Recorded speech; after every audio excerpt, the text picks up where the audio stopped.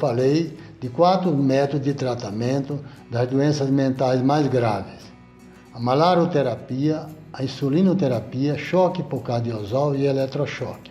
O eletrochoque ainda se usa na atualidade em ambiente hospitalar, sob anestesia geral, através de um especialista treinado em eletrochoque.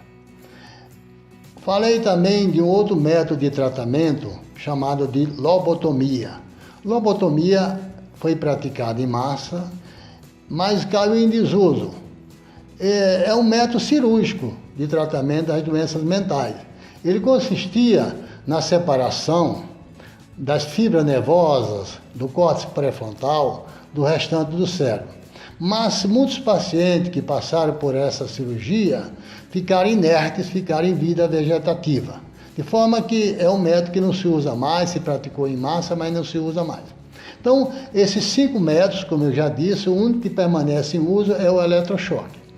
Na psiquiatria, houve uma revolução no tratamento das doenças psiquiátricas a partir dos anos 90, com a descoberta e o lançamento no mercado do Ampliquitil. O Ampliquitil é uma droga usada até hoje para tratamento de muitas doenças mentais, principalmente doenças graves, com agitação psicomotora e também em caso leve como tranquilizante. Ampliquitil, juntamente com o Neosine e o Fenergan, que é um antihistamínico, foram usados no passado, até os anos 70 e 80, como um coquetel. Era usado injetavelmente para combater a agitação psicomotora e em paciente com psicose aguda, com um certo grau de violência. Então é um medicamento muito usado no passado. Mas ainda hoje se usa, se usa o Ampliquitil, como se usa o Neosine, o Fenergan em doses menores para tranquilizar os pacientes. O Ampliquitil, o Neosine e o Fenergan, juntamente com o haloperidol, que foi lançado em 1967, e o Orap e o Anatesol, são os chamados antipsicóticos típicos, também conhecido como tranquilizantes maiores ou de neurolépticos. Então, esses medicamentos são chamados antipsicóticos típicos. Depois, nós tivemos lançado no mercado outros antipsicóticos, chamados atípicos ou novos neurolépticos. São a clozapina, a risperidona, a olanzapina, o aripiprazol e a quetiapina. O primeiro que foi lançado foi a clozapina. A clozapina é um medicamento, é um potente antipsicótico. Ele tem que ser usado, os pacientes que começam a usar a clozapina, ele tem que fazer exames semanais, um hemograma semanal, para verificar como é que estão os neutrófilos, as plaquetas e os leucócitos. Se os leucócitos estão abaixo de 3.000 e as plaquetas abaixo de 100, e o neutrófilo abaixo de 1.500, o medicamento tem que ser suspenso imediatamente porque há risco de vida para o paciente. De forma que a clozapina tem que ser usada com muita cautela e com muito cuidado. Já a risperidona, a olanzapina, o aripiprazol e a quetiapina não tem esse cuidado todo. Agora, o inconveniente desses medicamentos chamados antipsicóticos atípicos é porque eles promovem ganho de peso com muita rapidez. De forma que os pacientes que fazem uso de antipsicótico atípico devem tomar o cuidado de fazer uma atividade física diariamente, porque o ganho de peso é muito rápido. E esse ganho de peso muito rápido pode levar a hipertensão arterial ou até a obesidade mórbida. Além desses antipsicóticos típicos e atípicos, para ser usado em doenças psicóticas, tipo esquizofrenia, seja a esquizofrenia com sintomas produtivos, com alucinações, com delírios e transtornos de pensamento, nós temos também a chamada esquizofrenia com sintomas negativos, que é com embotamento afetivo, com retirada social, com avolemia, com falta de vontade de fazer as coisas. Então, praticamente existem 2 tipos de esquizofrenia, a com sintoma negativo, com embotamento afetivo, e a com sintomas positivos, com alucinação e delírio. Então, além desses antipsicóticos típicos e atípicos, nós temos no mercado o chamado estabilizador do humor.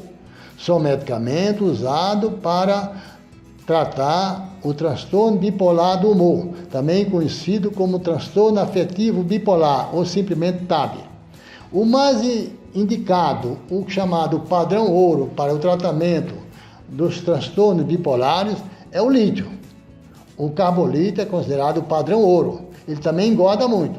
Mas existe outro estabilizador do humor para tratamento das doenças bipolares, para doenças do transtorno do humor, como a carbamazepina, com o nome de Tegretol, o ácido valproico, o devoproato de sódio. São medicamentos chamados de anticonvulsivantes, isto é, se usa também para o tratamento das epilepsias, mas são usados como estabilizador do humor. Muito importante, é muito importante mesmo esses medicamentos, porque quando você tem uma depressão bipolar, o importante, o mais indicado no tratamento é um estabilizador do humor e não um antidepressivo. Muitas vezes o antidepressivo é contraindicado porque provoca virada maníaca.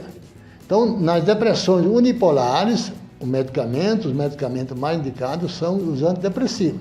E na depressão bipolar são os estabilizadores do humor.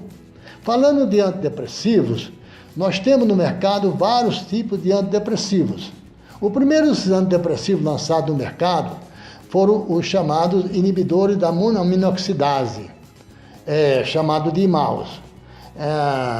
Eles faziam uma inibição nas aminas serotonina, noradrenalina e dopamina, e com isso transformava os neurônios mais excitáveis, porque essas aminas aumentavam na fenda sináptica. Temos também o chamado antidepressivo triciclos, muito importante, como o anafranil, o tolfranil, a amitriptilina. São medicamentos que se usam até hoje para tratamento de muitas depressões resistentes. Mas a revolução maior no tratamento das doenças depressivas, dos transtornos depressivos, começou com o lançamento do chamado inibidores seletivos da recaptação da serotonina. O primeiro a ser lançado foi a fluoxetina, com o nome de Prozac. Foi lançado em 1985. Durante o lançamento da fluoxetina, do Prozac, com o nome de Prozac, saiu nas páginas amarelas da revista Veja um artigo dizendo: foi descoberta a pílula da felicidade. Não chega a tanto, mas é um importante antidepressivo que se usa até hoje, com uma boa aceitação, com radiação muito grande. Além da fluoxetina, que é um inibidor seletivo da recaptação da serotonina, existem outros inibidores seletivos da recaptação da serotonina, como a cetralina, a paroxetina, citalopram, existe também o escitalopram, e existe vários no mercado. Depois dos inibidores seletivos da recaptação da serotonina, nós temos no mercado lançado inibidores da noradrenalina e da dopamina, são chamados medicamentos de dupla ação, de tripla ação, uma ação muito poderosa como antidepressiva. Nós temos aí a venlafaxina, a trazadona, a desvenlafaxina, a duloxetina, que também é usado para fibromialgia. São medicamentos modernos que deve ser usado sem nenhum risco, sem problema nas doses terapêuticas. É uma pena que muitos pacientes que frequentam os serviços de saúde pública não se beneficiam desses medicamentos mais modernos. Eu vejo pacientes que chegam no meu consultório usando cetralina na dose de 200 mg e sem nenhum efeito terapêutico, deixando de usar uma duloxetina ou uma venlafaxina ou uma desvenlafaxina. São medicamentos mais eficazes, porque hoje em dia as depressões não são mais doenças incapacitantes definitivamente, porque os medicamentos modernos, os antidepressivos modernos, oferecem um excelente tratamento, como também para pânico, para toque, para ansiedade generalizada. Essas doenças são chamadas doenças sem sintoma psicótico. A recuperação do paciente se faz em 6 meses, não são mais doenças crônicas produzindo incapacidade definitivamente. Bom, agora, existe também um outro tipo de medicamento muito usado pelos pacientes, é o chamado benzodiazepínico. Os benzodiazepínicos são medicamentos usado para tratamento de ansiedade. A ansiedade, nem toda ansiedade é patológica. Existe ansiedade fisiológica, ligada à expectativa de vida, a um estresse comum, natural. Mas quando a ansiedade é patológica, deve usar um tranquilizante, um benzodiazepínico. No passado se usou muito brometo, clorais, barbitúrico. O fenobarbital é usado até hoje, embora o fenobarbital é um antiepilético. Eu praticamente não uso mais fenobarbital, eu uso um benzodiazepínico. O primeiro benzodiazepínico lançado no mercado foi o clorodiazepox. Praticamente não se usa muito mais, se usa agora o diazepam, bromazepam, lorazepam. O lorazepam, com o nome de Lorax, é muito bom para idosos. Mas existe o campeão de venda, o medicamento que é mais vendido no mundo inteiro, é o chamado clonazepam. O clonazepam, com o nome de Rivotril, é um medicamento barato, muito bom. Na dosagem de 0,25 mg, é usado na forma sublingual para tirar a crise de ansiedade aguda. É muito eficaz, muito eficiente. Existem dosagens maiores, como 0,5 mg, 2 mg. 0,25 é um medicamento que tem um efeito imediato, porque ele é sublingual. Bom, então existem vários medicamentos no mercado, como também o Dalmadorme, um excelente tranquilizante que também promove sono, porque esses medicamentos, tranquilizantes, também são usados para promover sono em muitos pacientes que têm ansiedade. Não se usa apenas o indutor do sono, como o Zolpidem.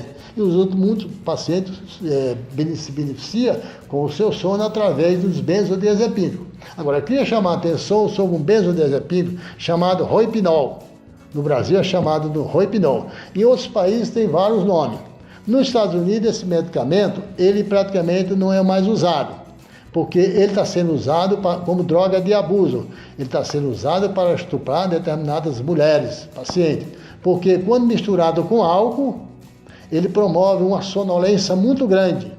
E lá nos Estados Unidos é popularmente conhecido como Date Rap, é o nome de uma música chamada Sublime. E no Brasil é chamado de Boa Noite, Cinderela.